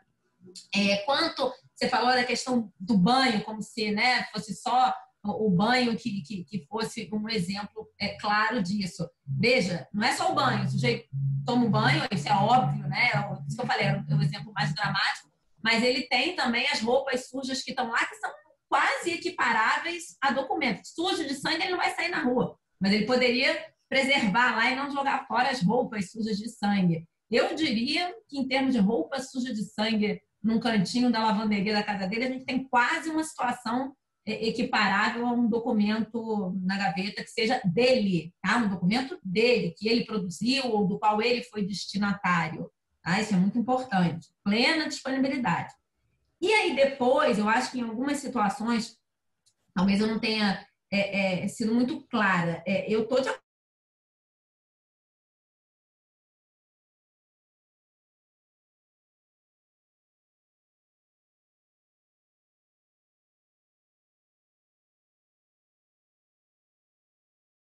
um deles é a prova de que você mencionou, por exemplo, ameaça à testemunha. Eu não tenho a menor dúvida de que isso poderia justificar uma prisão preventiva do sujeito que ameaça a testemunha. Lembra? Eu até falei da questão da afetação do direito de terceiros, claramente. Agora, Você mencionou também a ocultação de cadáver. Estou de acordo, acho que afeta o direito de terceiros também. Eu falei isso claramente, que poderia ser punido de forma... Aí não seria nem uma instituição de justiça, a gente teria aí uma especialidade, porque tem um tipo claro no Código Penal, né? Então, assim, nesse aspecto eu estou de acordo. Não é tudo que ele pode fazer. Por isso que eu trouxe esses critérios de não afetação do direito de terceiro e de disponibilidade plena do agente sobre a coisa, né? E aí, o que a gente, de repente, está em desacordo de exemplos que você mencionou é o celular na privada, que realmente eu entendo, ainda estava na disponibilidade dele, ainda estava na casa dele, eventualmente ele realmente teve aquele impulso e eu acho que ele não, que estaria aí dentro daquele pós-fato, como eu entendo que pode ser caracterizado até agora. E aí, falando em pós-fato, você mencionou que a súmula 17 não é igual. Não é igual. Inclusive, a súmula 17 não é um caso de pós-fato impunível, na verdade, é um caso de consunção. Mas eu só quis trazer como exemplo a súmula. Eu acho até que o exemplo que eu dei do HC lá do sujeito que limpa a clínica é até mais adequado a essa situação. Mas eu só quis trazer a súmula 17 como exemplo para mostrar que, em termos de concurso aparente de normas, embora a teoria geral do concurso aparente de normas traga essa ideia de que os bens jurídicos têm que ser os mesmos, que já houve casos, inclusive reconhecidos, plenamente reconhecidos na nossa jurisprudência, claro que por questões de política criminal muito particulares ali, mas eu só quis mostrar que já houve casos de reconhecimento de concurso aparente de normas, de absorção, mesmo os bens jurídicos sendo diferentes. Eu trouxe o exemplo só por conta desse aspecto particular. Então, é isso. Eu acho que existe, sim, uma necessidade de estabelecer critérios mais claros. Tem uma outra questão que a gente não tratou aqui e que eu acho que pode estar com o próximo webinar, mas que tem tudo a ver com a questão de, eventualmente, não ser atípica a conduta, que é a questão da participação de terceiros, né? E acho que é uma questão também que tem que ser enfrentada, não adianta ficar jogando para baixo do tapete e fingir que ela não existe, que é a questão do advogado também, né? Da situação do advogado numa situação como essa. Por exemplo, o advogado que tenha documentos no seu escritório que incriminem o cliente. É preciso verificar. Hoje, então, já que a gente importou a colaboração, a gente tem que levar isso muito a sério. Hoje, então, que o advogado pode conversar com o seu cliente sobre a eventual possibilidade de fazer uma colaboração, é possível, sim, que ele tenha no seu escritório documentos, não só que incriminem o seu cliente, mas que sirvam para eventual apresentação de corroboração, né, no âmbito de uma colaboração. Claro que isso não justifica que, não sendo esse o caso, que o advogado não tenha em seu escritório documentos, seja para a realização da defesa, seja para organização de prova de corroboração, isso não justifica que o advogado efetivamente seja usado para esconder prova de crime. Isso o advogado não está autorizado a isso, na minha opinião. Então, mas eu acho que é um tema que tem que ser discutido, sim, que é a participação de terceiros quando o próprio investigado resolve destruir documentos. Eu acho que o terceiro não está autorizado. Eu acho que não tem como estender isso a terceiras pessoas. Claro que a gente tem que pensar também aí na cumplicidade através de ações neutras, o que seria ação neutra ou não, o que estaria baseado numa relação de confiança. Tem mil coisas, serviria para um outro webinar essa questão. Mas, enfim, se eu puder resumir, eu realmente entendo que pode ser, sim, considerado um caso, e deveria ser considerado um caso de pós-fato impunível, nessas situações e atendidos esses critérios de não afetação do direito de terceiros e disponibilidade plena do investigado sobre aqueles determinados bens. E volto a dizer, Leonardo, não descarto completamente a possibilidade de uma decretação de medida cautelar pessoal. O que eu quis dizer é que não é a primeira medida. Ainda que se tenha, você falou muito claramente ali, vocês pegaram numa interceptação telefônica o sujeito falando, não sei exatamente qual é a situação, que um mês depois, ou uma semana depois, estavam combinando de destruir determinado documento. Também não sei onde esse documento estava, e nem sei se seria possível uma medida alternativa. Mas se fosse possível, determinar uma domiciliar ou uma proibição do sujeito de se aproximar da empresa sob pena, se é que era, em algum lugar. Não, mas é só um parênteses, Fernanda. Claro. Nesse caso específico, ele respondeu por obstrução pelo parágrafo 1º, né, do artigo 2º, mas ele não ficou preso, porque, entendi. porque na verdade, por outro lado, aí entra um outro aspecto da preventiva. Chegou uma hora que, assim, ele não tinha mais acesso a nada ali também, então. Claro, porque ele só tinha um documento na mão e, assim, distrai, tipo assim, sei lá, tô com um documento aí, tô com a roupa suja de sangue aí, joga isso aí, queima. Então, assim, foi muito pontual. Então, mas eu digo pelo ponto da tipificação, né? Claro, e por isso que eu tinha falado que a decretação de uma cautelar não pode ser uma espécie de punição pelo que ele eventualmente tenha feito, e sim por considerações prospectivas a respeito do risco dele vir a fazer, do risco dele continuar, de alguma forma, atrapalhando a investigação. O exemplo que você deu é ótimo. Quer dizer, o sujeito não teria mesmo mais do que destruir. Por isso você mesmo mencionou que, nesse caso, não houve a decretação. Na verdade, ele destruiu o que ele tinha que destruir. Sim. E aí a gente volta para a discussão penal. A gente sai da discussão processual e volta para a questão penal. Eu também não conheço o caso, mas se realmente ele estaria aí abrangido por uma causa qualquer que extinguisse a punibilidade dele, que afastasse, para quem entende que é assim, a tipicidade ou o que quer que seja. Mas a gente volta para a questão penal, porque, como você mesmo disse, não havia prospectivamente possibilidade mais dele continuar, de alguma forma, turbando a instrução, a investigação, né? Então, é só isso. Eu deixei muito claro que eu não descarto, não. Eu acho que o Estado tem o poder e dever, sim, de impedir determinadas condutas, mas é preciso ver se realmente ele está impedindo determinadas condutas ou se isso é só um mero ato de vingança por alguma situação incômoda que ele... ou alguma conduta ilícita, mais do que situação incômoda, vamos falar as coisas como elas são, alguma conduta ilícita que ele tenha praticado, né? Aí a questão se torna penal e não processual. É só essa diferença que eu acho que tem que ser feita. É isso. Acho que eu passei por todos os pontos. Tem o do Leonardo, né? Que quando mas não foi para mim, foi para o Leonardo. Leonardo não, Renato, mas perguntou para o Leonardo, não para mim. Então você que vai responder. Mas pode responder, fica à vontade, né? Acho que a Juliana vai fazer alguma consideração agora, Juliana? Leonardo, eu só queria fazer um breve comentário e te fazer uma provocação. E, Fernando, eu vou continuar pensando aqui, estudando de como te convencer da questão da tipicidade.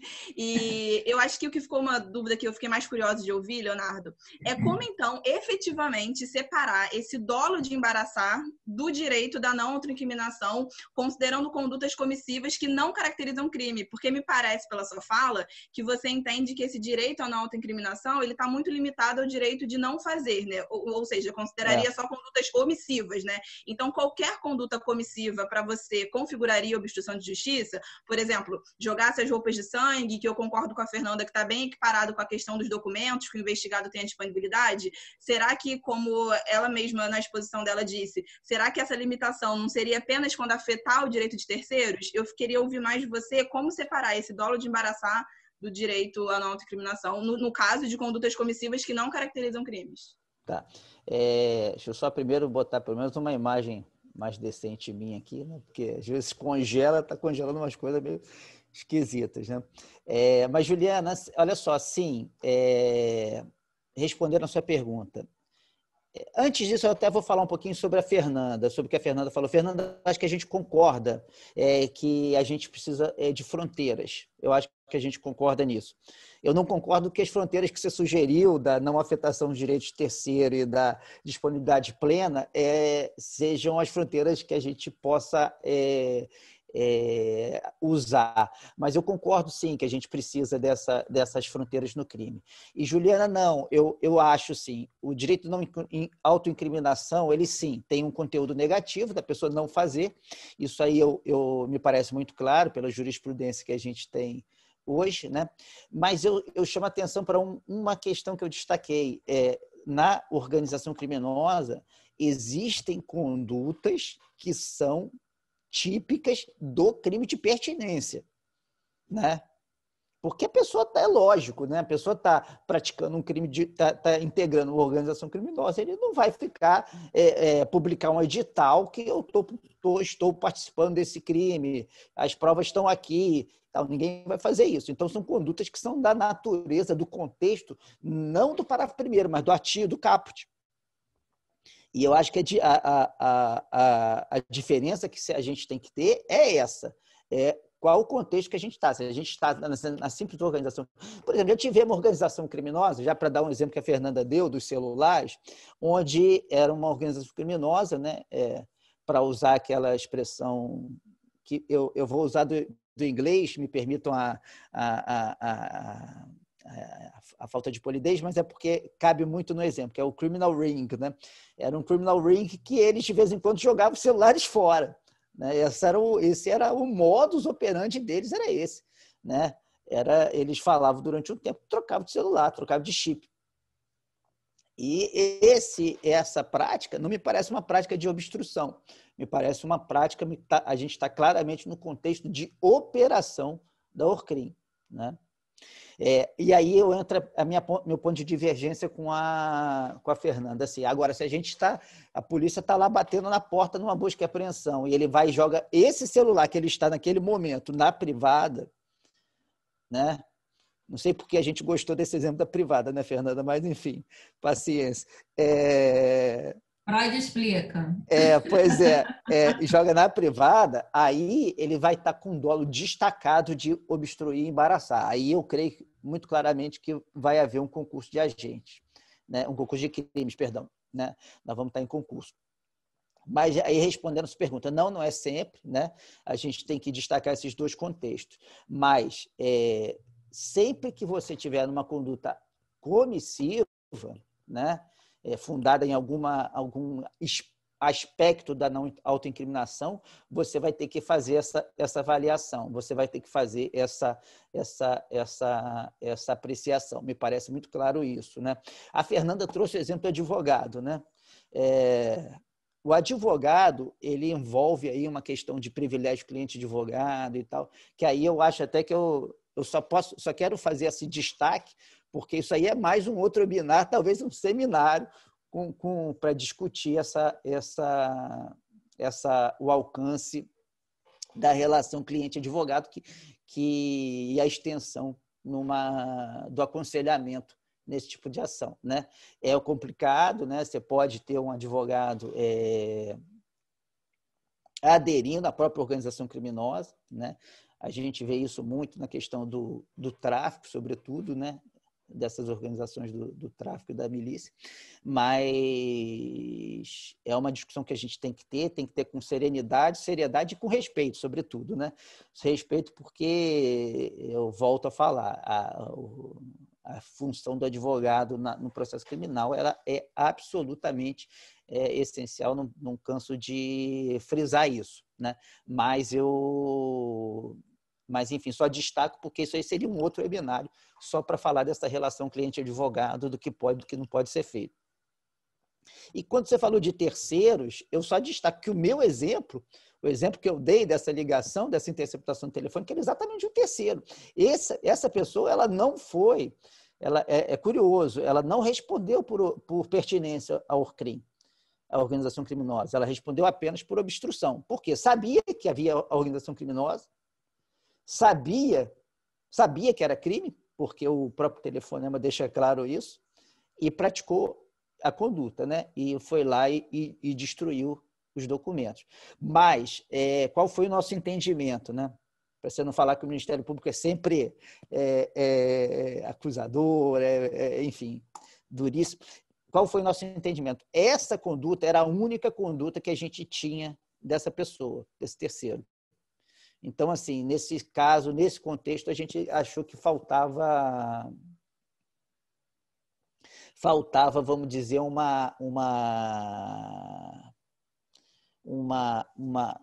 contexto, um conjunto de condutas que evidenciasse a pertinência à organização criminosa. Respondeu só por obstrução como terceiro, na verdade, né?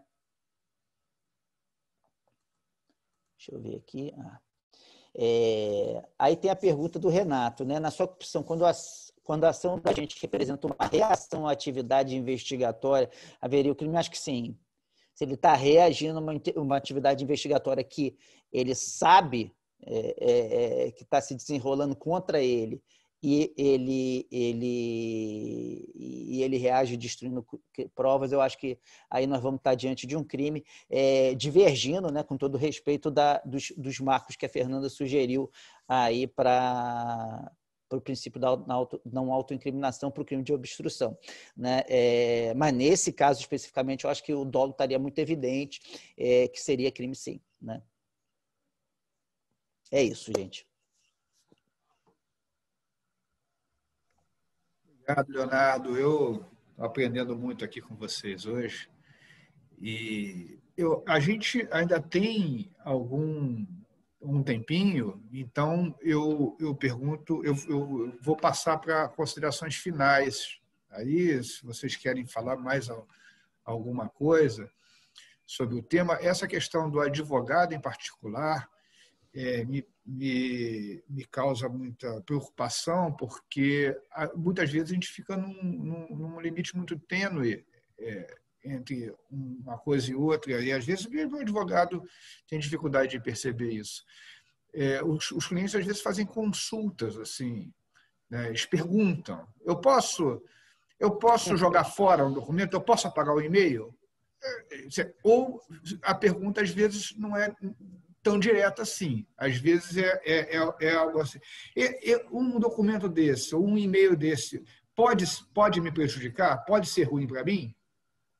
Bom, o advogado, dependendo vai dizer, pode, é ruim. Isso não significa que o advogado está instigando o cliente a destruir nada, mas também o entendimento jurídico do advogado. Claro que tem cautelas que a gente sempre toma, porque não é o nosso entendimento jurídico que vai prevalecer necessariamente numa disputa judicial, mas o nosso entendimento jurídico sobre a matéria. A gente tem uma divergência, por exemplo, aí, pontual entre Fernanda e Leonardo. Nosso entendimento jurídico, como advogado, orienta essa resposta. Quer dizer, a gente pode dizer para o cliente: você pode destruir isso porque eu acho que esse fato é atípico nessas circunstâncias, ou que isso não caracteriza das situações que justificam uma cautelar com uma prisão preventiva. Então, só essa última colocação que eu faço para talvez, eu sei que não dá tempo, mas uma palavra rápida de vocês, porque essa é uma questão que aflige os advogados diariamente, né? A gente tem sempre isso como um desafio no nosso dia a dia. Então, eu vou passar, vamos fazer de novo a mesma ordem, Fernanda, aí a Juliana dá uma palavrinha também, e o Leonardo, e eu encerro. A gente tem alguns minutos aí ainda. Então, Fernanda. Só queria dizer que parece que meu vídeo voltou. Antes de você falar, Fernanda, parece que meu vídeo voltou e eu estou muito mais feliz de estar falando com vocês aqui agora. Agora tá bom. Agora que está acabando, né? Não sei... Cara, informática, eu vou te falar, as coisas acontecem, eu estou em Zoom o dia inteiro, deu esse problema e agora parece que voltou, então não vou nem falar nada, mas só quero registrar minha felicidade de poder interagir com vocês. Tá ótimo. Então, Márcio, eu cheguei, assim, eu já refleti aberto sobre isso e cheguei a uma certa clareza sobre os limites, sim, da atuação, e isso se refletiu até numa situação recente. E, obviamente, sem citar cliente, eu vou relatar mais ou menos a situação, porque eu acho que reflete bem a postura que o advogado deve ter, sim. Claro, você falou, esse documento é ruim ou bom para mim. Claro que o advogado tem que dizer, olha, se esse documento for apreciado, óbvio que não é bom, o que é bom, só falta agora o advogado não poder analisar a prova como um todo. A prova é ruim para você, a prova é boa para você, inclusive para o fato do cliente eventualmente querer fazer uma colaboração ou não, né? Claro que o advogado tem que dizer, a prova está ruim para você, a prova está boa para você. Isso me parece claro.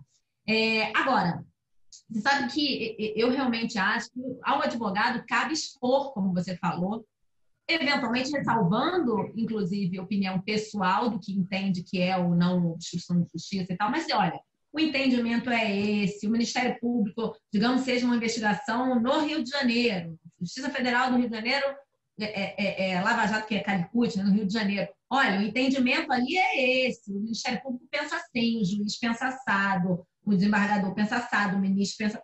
Assim, expor a situação, né? A ordem das coisas, como as coisas estão. Agora, a opção, obviamente, sugestão não é o advogado que tem que fazer. Faça ou não faça alguma coisa. Eu, assim, é claro que é uma situação absolutamente diferente, que era um caso claro, simplesmente de realmente não produção de prova contra si próprio, que é o caso em que o sujeito tem o telefone apreendido e pergunta para o advogado, dou a senha do telefone... e a cliente me ligou na hora, não tinha chegado ainda, era até bem longe, e falou, eles estão pedindo a senha do celular, eu dou. E aí eu expus, era a Força Tarefa do Paraná, era Lava Jato mesmo. Eu falei, olha, você tem o direito de não entregar a senha. Isso vem sendo visto, apreciado pelo juiz, na época era o doutor Sérgio Moro ainda, como indício de... Enfim, aí relatei mais ou menos o que eu já tinha visto. Era recente aquela decisão, acho que era da... Não sei, era um caso rumoroso lá em que isso tinha sido apreciado de uma forma um pouco negativa, essa recusa em dar o celular. Objetivamente, você tem que dizer, houve uma decisão nesse sentido, se apreciou dessa forma, isso é considerado, vem sendo considerado por fulano ou beltrano de forma positiva ou negativa... Mas, realmente, é uma decisão difícil e que não é o advogado que tem que fazer pelo cliente, né? O cliente tem que entender a situação, prós e contras, e fazer a opção dele. Recentemente, que eu estava dizendo, um caso relevante, uma empresa, eles pediram legal opinion, olha que situação, em que eu dissesse como esses documentos deveriam transitar na empresa, qual era a obrigação que eles tinham de inclusive, fazer transitar pela área técnica da empresa e não ficar apenas restrito ao jurídico da empresa. E nem estavam pensando, nem cogitavam de destruir documento, nada.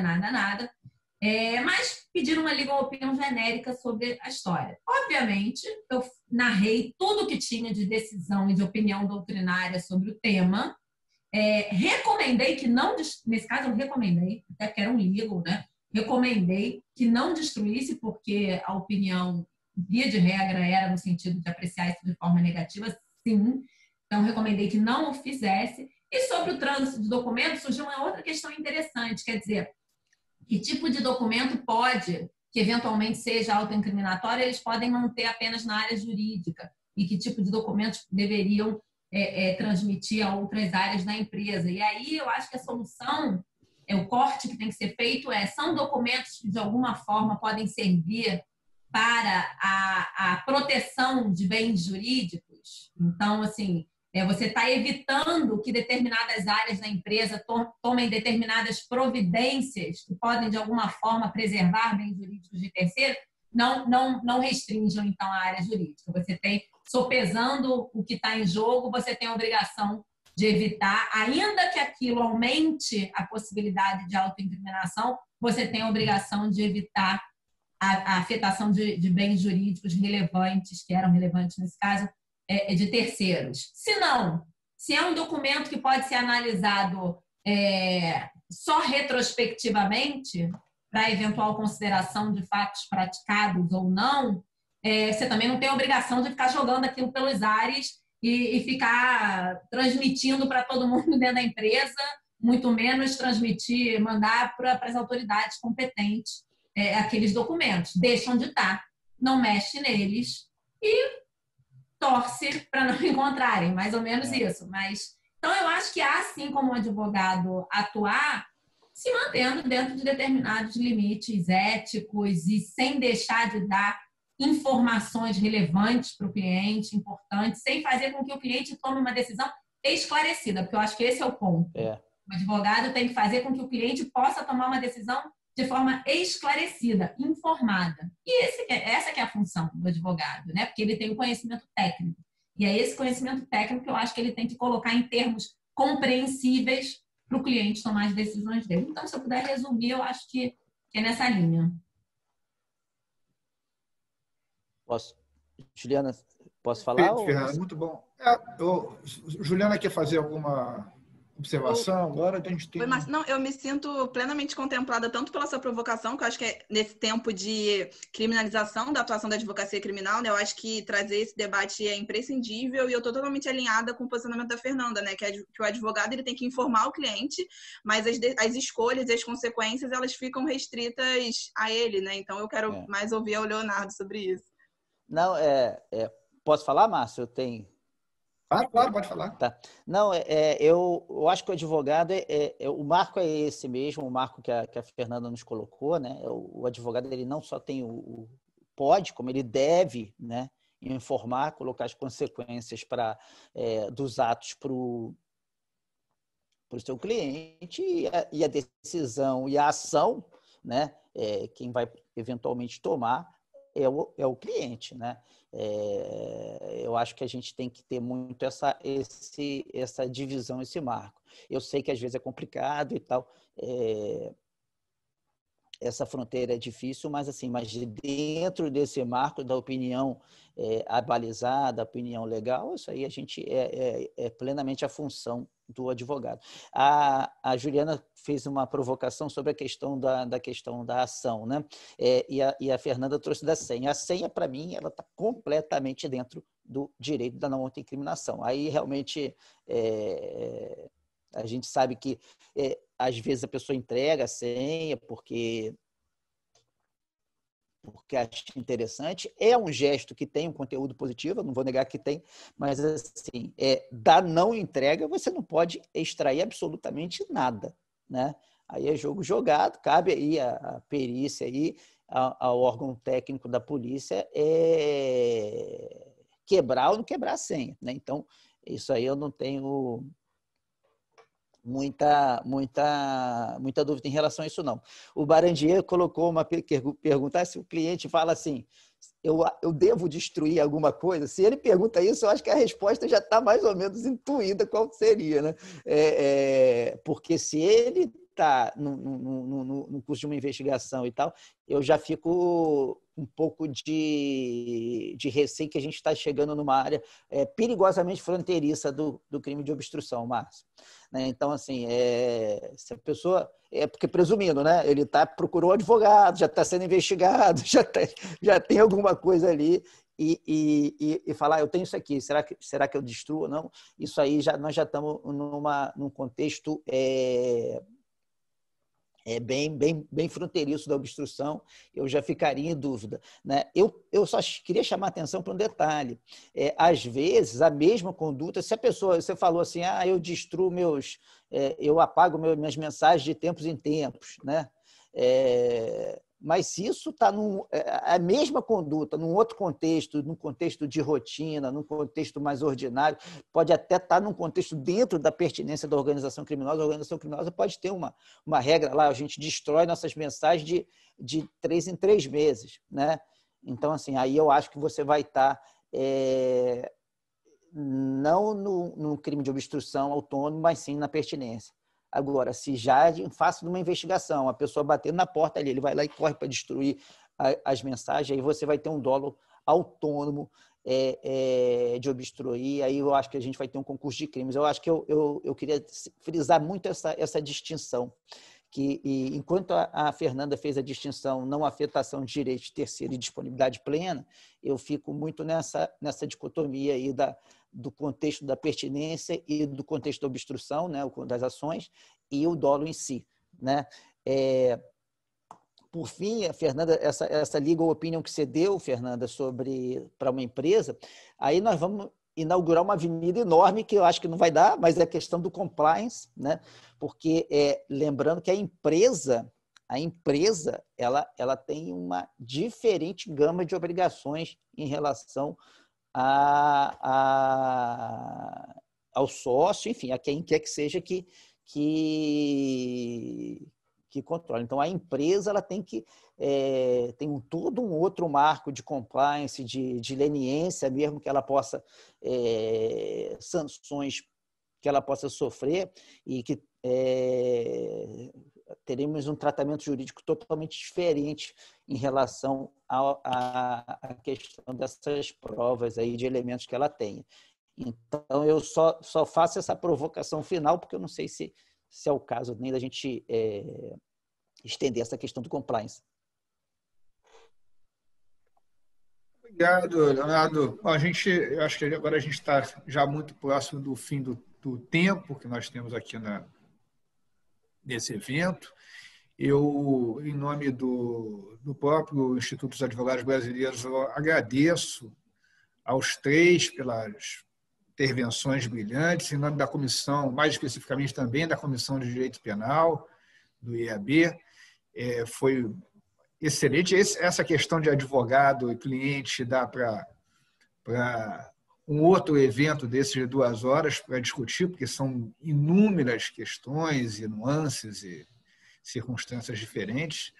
Mas eu, então, faço esse agradecimento a vocês. Espero que a gente possa repetir outros eventos e espero que eu vi depois que as pessoas começaram a conseguir acompanhar, talvez no início não, mas vai ficar disponibilizado o vídeo no YouTube, em outras plataformas, e com isso, então, eu encerro aqui o evento. Obrigado, tudo de bom, e espero também que em breve a gente possa fazer presencialmente isso. Coisa boa. Eu que agradeço a vocês, um prazer enorme estar aqui com você, Márcio, Fernanda, Juliana, é uma honra, né? Muito obrigado pela oportunidade. Agradeço também, obrigada, Márcio, por ter se disponibilizado a organizar isso. Agradeço aqui também na ausência da Rita, ela por ter enfim, viabilizado também esse encontro, e digo que foi um prazer enorme estar aqui com vocês, ver vocês e discutir esse assunto tão importante. Depois a gente fala.